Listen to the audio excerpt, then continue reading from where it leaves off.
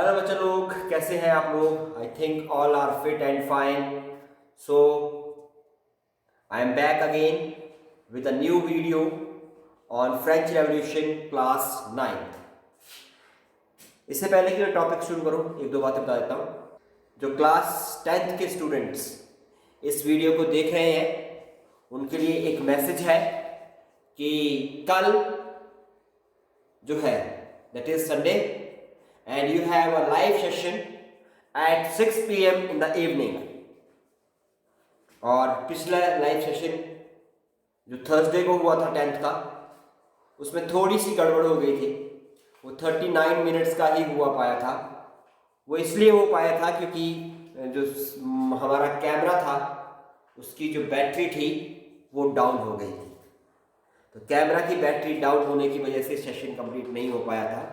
But I hope the class 10th students will understand this, and all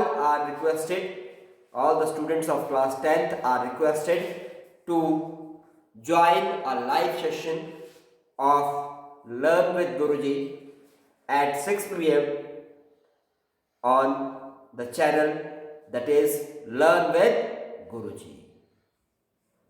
ये बातें हैं. Now we are doing the French revolution. थोड़ी सी changing कर दी है मैंने, आज आप देख रहे होंगे. क्या चेंजिंग की है? ये मेरी इनोवेशन नहीं है. This is not known as innovation, this is known as introducing a new technology. क्या टेक्नोलॉजी यूज की है, कोई बता सकता है? नहीं बता सकते. पहले हम जो थे वो स्केच पेन्स यूज करते थे. अब मेरी टीम ने मुझे जो है वो मार्कर्स ला के दिए हैं. मेरी टीम थोड़ी अमीर हो गई है तो उन्होंने मेरे को मार्कर्स ला के दिए और हम ये मार्कर्स जो है वो फर्स्ट टाइम वाइट बोर्ड पे यूज़ कर रहे हैं.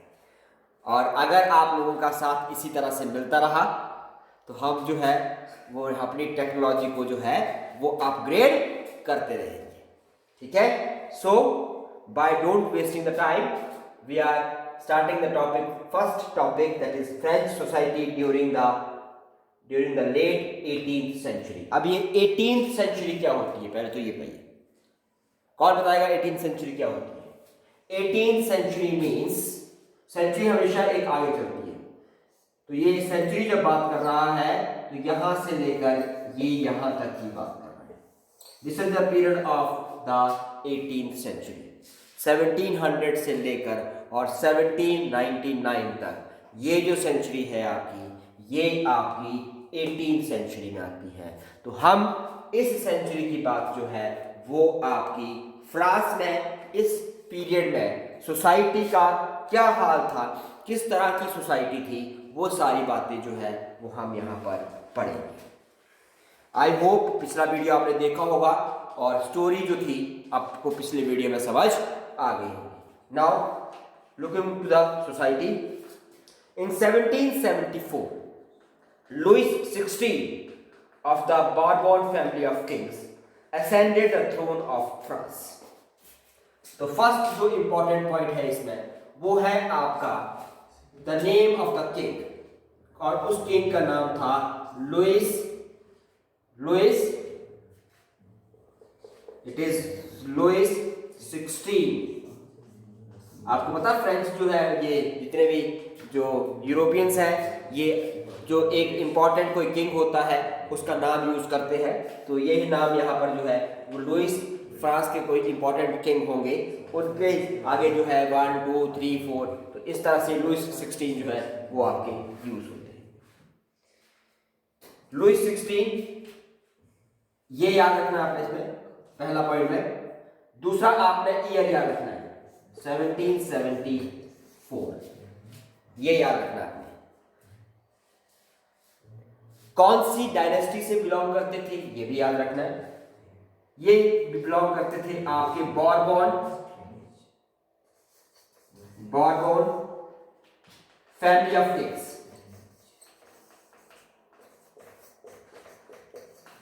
मतलब ये किंग्स की ही फैमिली थी. बॉर्बन डायनेस्टी का नाम था. डायनेस्टी क्या होता है?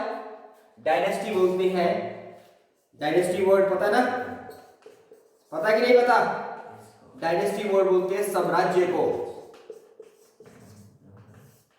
ठीक है, डायनेस्टी वर्ड बोलते हैं साम्राज्य को। और एम्परर जो होता है, emperor is the highest post of administration in the dynasty.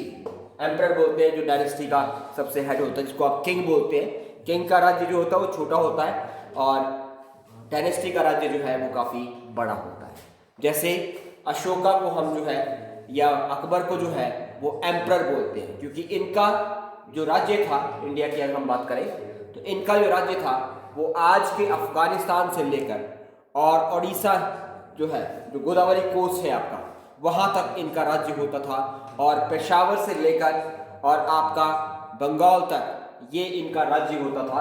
तो that's why it is known as a dynasty and Akbar is known as, not known as a king, he is known as emperor.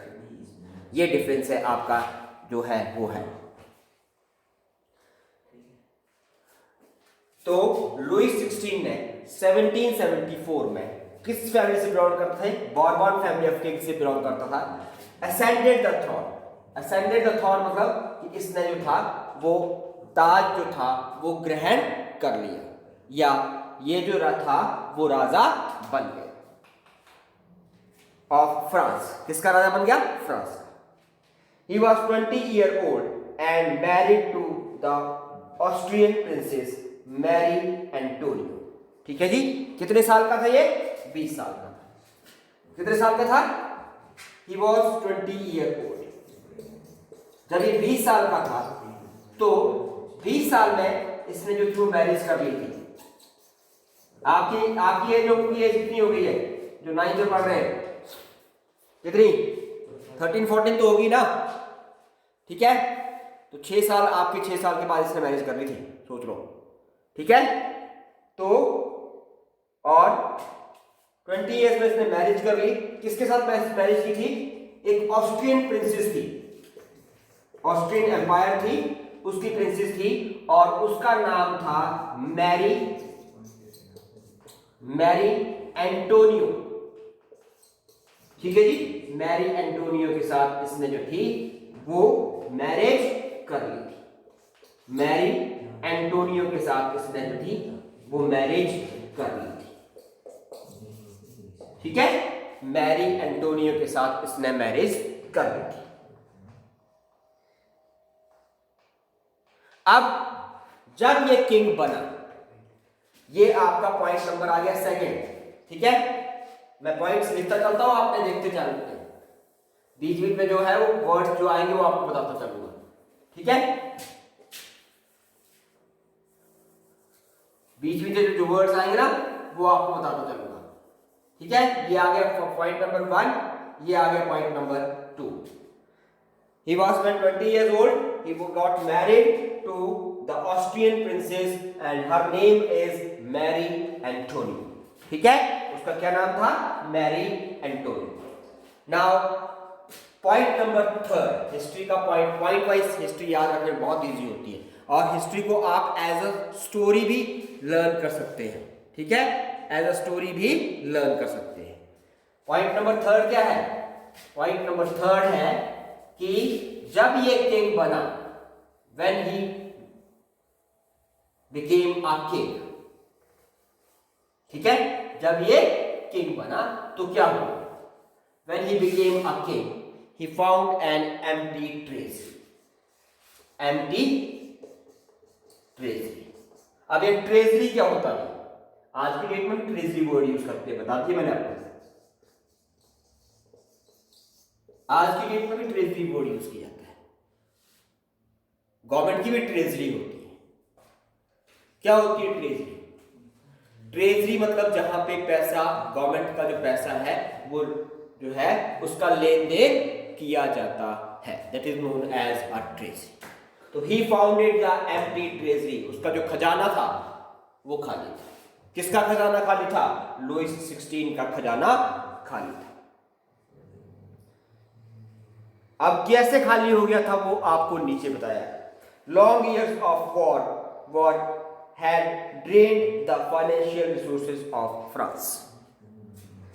Point number 4, point पे याद रखते चलना, मैं बीच में कहीं भी कुछ पूछ सकता हूं, ठीक है। पॉइंट नंबर 4, कैसे ट्रेजरी एम्प्टी हो गई थी?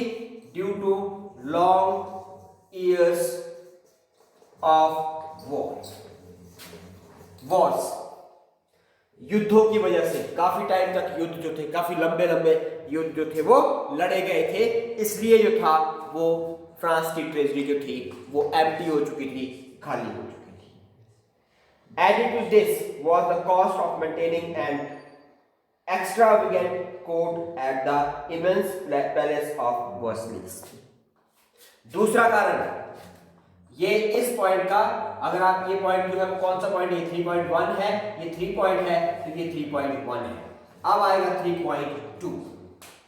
3.2 क्या आएगा? 3.2 में ये क्या बोलता है? 3.2 में ये बोलता है कि एक कोर्ट था, एक पैलेस था, और उस पैलेस का नाम था वर्सलीज। क्या नाम था? वर्सलीज, ठीक है।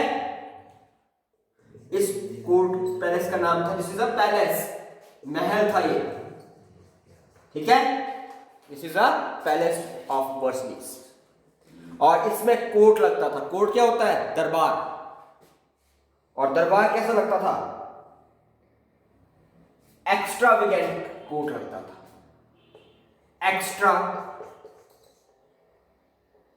एक्स्ट्रावेगेंट कोर्ट लगता था। एक्स्ट्रावेगेंट का मतलब क्या होता है? एक्स्ट्रावेगेंट का मतलब क्या होता है? किसको बोलते हैं एक्स्ट्रावेगेंट? एक्स्ट्रावेगेंट का मतलब होता है जिसमें बहुत ज्यादा पैसा जो है वो खर्च करता है, बहुत सारा पैसा खर्च करने वाला, that spends a huge amount of money। अच्छा, एक्स्ट्रावेगेंट का अपोजिट वर्ड क्या होगा?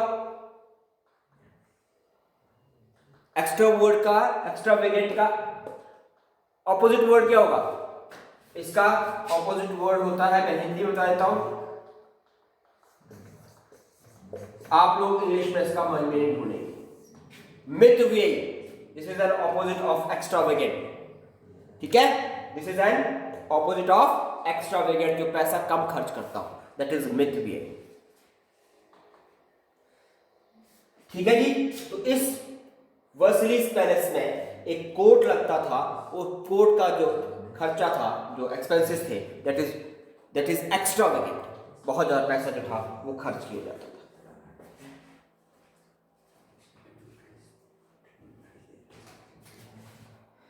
Under Louis XVI, France helped the 13 American colonies to gain their independence from the common enemy Britain। अब तीसरा पॉइंट, ठीक है, थर्ड पॉइंट, क्यों खाली हुई थी ट्रेजरी ये बता रहा है, पैसा क्यों नहीं था इसके पास। 3.3, लुइस 16 के अंदर, इसी किंग के अंदर जिसकी हम बात कर रहे हैं, जब ये किंग बना था, इसके अंदर क्या हुआ था? इसके अंदर अमेरिका उस टाइम पे जो आपका ये है, आज की डेट में जो नॉर्थ अमेरिका कॉन्टिनेंट है आपका, इसे जो है वो अमेरिका, पूरा अमेरिका ही कहा जाता था। इसके अंदर जो थी, जो आपकी 13 ऐसी छोटी छोटी कंट्रीज थी, 13 छोटी छोटी ऐसी कंट्रीज थी जिन्होंने इंडिपेंडेंस गेन की। They have gain the independence, these 13 countries have gain the independence. अब किससे इंडिपेंडेंस गेन की थी? They have gain the independence from Britain. ये ब्रिटेन बहुत खतरनाक चीज है, सोच लो कितनी कंट्रीज पे इसने जो है वो राज किया। 13 ये, इंडिया ये अलग, बाकी कंट्रीज अलग। आपको एक बात बता दूं, 58 कंट्रीज आज की डेट पे ऐसी है जिनमें एक गेम्स खेली जाती है इंटरनेशनल लेवल पे। 58 कंट्रीज पार्टिसिपेट करती है उसमें, और उन गेम्स को क्या कहा जाता है, कोई बताएगा? बताना मेरे को जरा, चलो मैं बता देता हूं, पर आप भी सर्च करना। Those games are known as the Commonwealth game. ठीक है, कॉमनवेल्थ गेम्स। इसमें 58 कंट्रीज जो है वो पार्टिसिपेट करती है, वर्ल्ड की 58, और ये वो कंट्रीज हैं जो कभी ब्रिटेन की कॉलोनीज हुआ करती थी। कैन यू इमेजिन, वर्ल्ड की 58 कंट्रीज के ऊपर इसने राज किया। पता नहीं अब तो कितनी इससे बाहर छोड़कर जा चुकी है। ठीक है, ये हो गया आपका पॉइंट नंबर 3। अब पॉइंट नंबर 3.4। अब जब ये वॉर लड़ा गया, 13 कंट्रीज इंडिपेंडेंट करवाने के लिए वॉर तो लड़ा ही गया होगा, बिना वॉर के तो ये इंडिपेंडेंट हो नहीं सकती। तो क्या हुआ, इस वॉर को लड़ने के लिए कितना पैसा खर्च हो गया? मिलियन लिब्रीज खर्च हो गए। मिलियन कितना होता है? 1 मिलियन मैथ का भी बता देता हूं साथ साथ, इज इक्वल टू 10 लाख। अगर नहीं पता होगा तो 1 million is equal to 10 lakh. अब ये लिबर्स का क्या मतलब है? What is the meaning of livres? Livres is a money, जो उस टाइम पर फ्रांस की करेंसी होती थी। वैसे आपको एक बात बताऊं, आज की डेट में फ्रांस की करेंसी क्या है? What is the currency of France? कोई बता सकता है? और ये आज की डेट में भी ये करेंसी चलती है, पर इसका नाम चेंज हो गया है। अब इसका नाम जो है वो ये है, लिब्रा। ये कहां की करेंसी है? लिब्रा कहां की करेंसी है? कौन सी कंट्री की? ये आप मेरे को बताएंगे कमेंट सेक्शन में। जो कमेंट करेगा वो ये बताएगा कि लिब्रा कहां की करेंसी है। ठीक है, और दूसरा क्वेश्चन आपसे ये है कि आप मेरे को ये बताएंगे कि फ्रांस की आज की डेट में करेंसी क्या है। ये कमेंट सेक्शन में आपके लिए जो है वो छोटा सा होमवर्क है।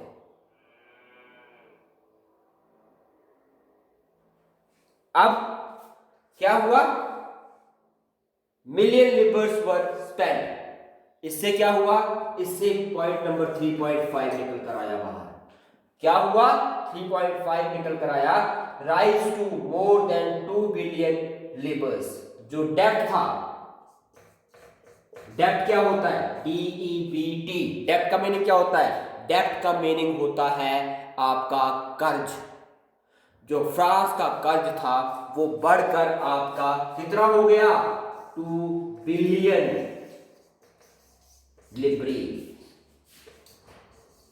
2 बिलियन लिब्रीज हो गया। अब बिलियन कितना होता है? बिलियन कितना होता है भाई? मिटा दो ना ऊपर वाला। ठीक है, ठीक है, कितना होता है बिलियन? कौन बताएगा?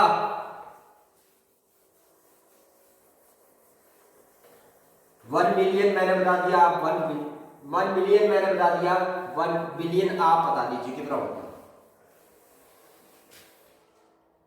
1 billion is equal to 10 crore. 1 billion जो है वो 10 करोड़ के बराबर होता है। ठीक है, 1 बिलियन 10 करोड़ के बराबर होता है। तो 2 बिलियन का मतलब कितना? 200 की 2 बिलियन, 2 बिलियन 200 करोड़ का, 20 करोड़ का कर्ज जो था वो इनके ऊपर चढ़ गया था। ठीक है, लेट्स अब पॉइंट नंबर 3.6 आ गया। सिंपल सी बात है, आपने बैंक से 100 रुपए लिए। You have taken 100 rupees from a bank. कहां से लिए? बैंक से, एज अ लोन। ठीक है, और बैंक ने आपको बोला कि यू हैव टू पे दिस 100 रुपीज इन 6 मंथ्स। अब आप 100 रुपीज 6 मंथ्स में नहीं दे पाए, क्या करेगा बैंक? बैंक जो है वो इसके ऊपर इंटरेस्ट लगाना शुरू कर देगा। ठीक है, तो ये जो इंटरेस्ट था, जिन्होंने उनको लोन दिया था, ठीक है, जिन पर्सन्स ने या जिन बिजनेसमैन ने या जिन फाइनेंशियल इंस्टीट्यूशंस ने फ्रांस को लोन दिया था, उन्होंने कितना इंटरेस्ट लगाना शुरू कर दिया? 10% इंटरेस्ट लगाना शुरू कर दिया। They have started charging 10% interest. ठीक है,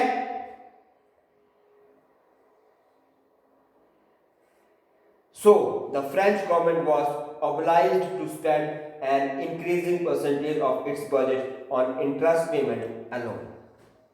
अब ये आपका पॉइंट नंबर 3.6, अब ये आ गया 3.7। ध्यान से सुनते चलना बस। जब 10% इंटरेस्ट लगाना शुरू कर दिया तो बात ये आई कि गवर्नमेंट जो थी, गवर्नमेंट मतलब जो लुई 16 की गवर्नमेंट थी, वो क्या करेगी?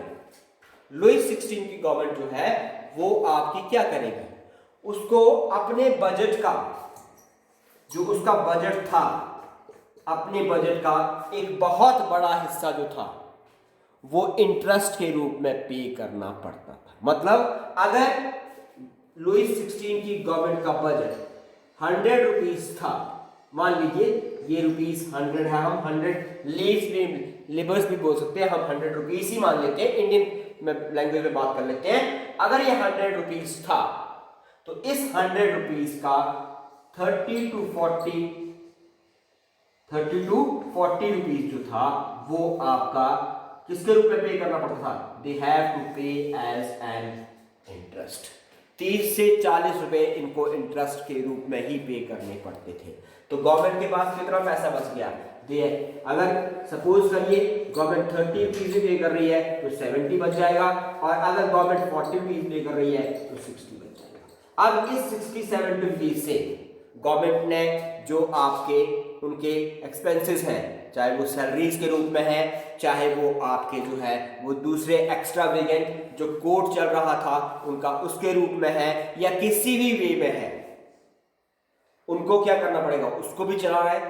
ठीक है, जो राजाओं के ठाट बाट है उनको भी चलाना है, और इसके साथ साथ आर्मी को भी मेंटेन करना है। तो ये सारे काम जो है वो इनको करने पड़ेंगे। अब आ गया पॉइंट नंबर 3.8। बड़ी सिंपल बातें हैं ये, कोई बात ज्यादा वो नहीं है, रॉकेट साइंस नहीं है। ठीक है, अब गवर्नमेंट को जब 30 से 40 रुपए जो थे वो इंटरेस्ट के रूप में पे करने पड़ रहे थे, तो गवर्नमेंट अपनी इनकम बढ़ाएगी। अब इनकम कहां से आएगी गवर्नमेंट के पास?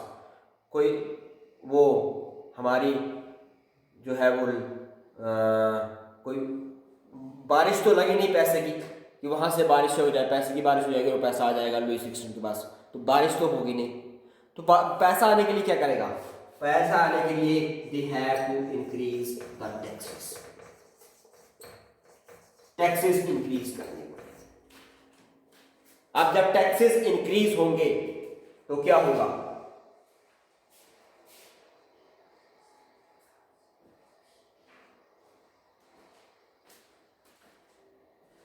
ठीक है, तो टैक्सेस जो थे वो इंक्रीज कर दिए।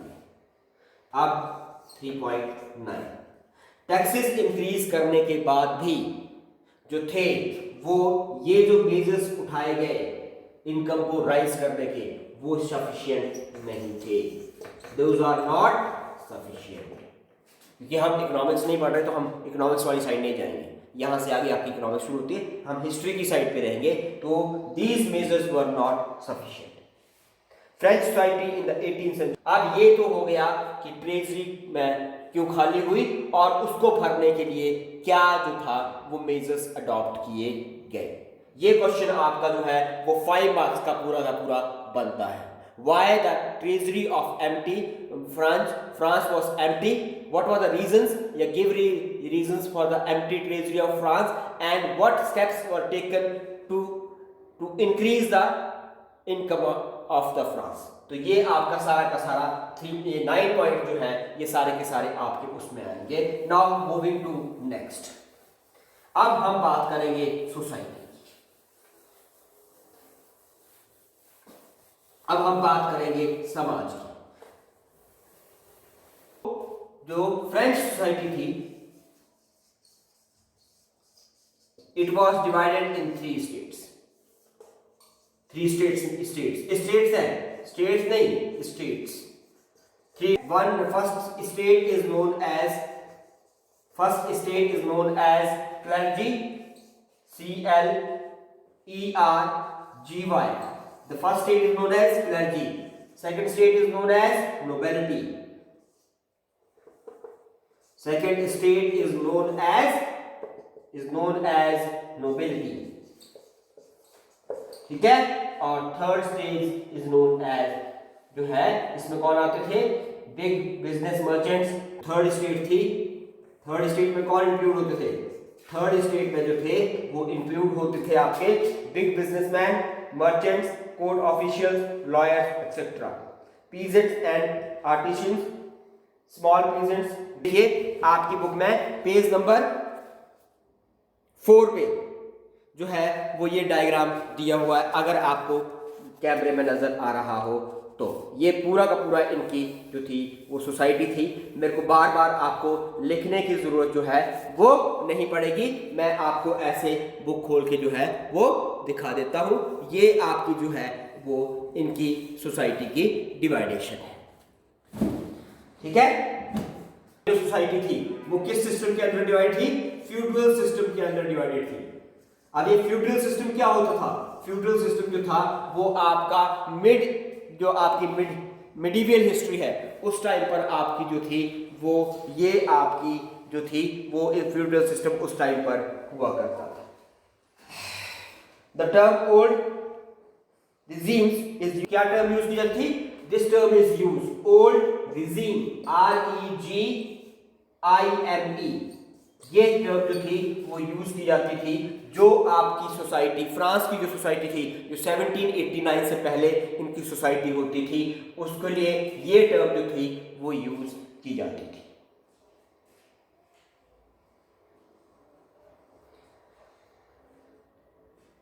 ठीक है, तो ये था आपका। अच्छा, पॉपुलेशन में किस तरह से डिवाइडेशन थी, 90% लोग जो थे वो पीजेंट्स थे, ठीक है, 90% पीपल्स वर पीजेंट्स। हर इन 90% में से भी बहुत कम 5 to 10% मान सकते हैं आप, 5 to 10% ही लोग ऐसे थे which are land owner. Land owner कौन होते हैं, जो जमीन के मालिक होते हैं। बाकी जो थे वो आपके सारे के सारे जो थे वो टेनेंट्स के रूप में या स्मॉल पीजेंट्स के रूप में जो थे वो काम करते थे। लैंड था पूरे फ्रांस का 60% जो लैंड था, दे आर ओन्ड बाय, उसका मालिक कौन था, they are owned by the nobles. ये जो थे सेकंड स्टेट के जो मालिक थे, ये जो सेकंड स्टेट थी ये आपकी 60% जो पूरा का पूरा इनकी लैंड थी उसके मालिक ये लोग हुआ करते थे। ठीक है जी, 60% के मालिक ये नोबिलिटी, इसके अलावा चर्च ये भी, और थर्ड स्टेट में जो आपके बड़े बड़े बिजनेसमैन या मर्चेंट्स हुआ करते थे वो 60% लैंड के जो थे वो मालिक होते थे। अब बड़ी इंपॉर्टेंट बात बोलता है, ध्यान से सुनिएगा, क्या बोलता है, ये जो पहली दो स्टेट्स थी कौन सी, प्रिविलेजेस मिले थे, they got some privileges। now what are privileges? privileges किसको बोलते हैं, किसको बोलते हैं privileges भाई? privileges are known as the certain rights। these are privileges। privileges means certain rights that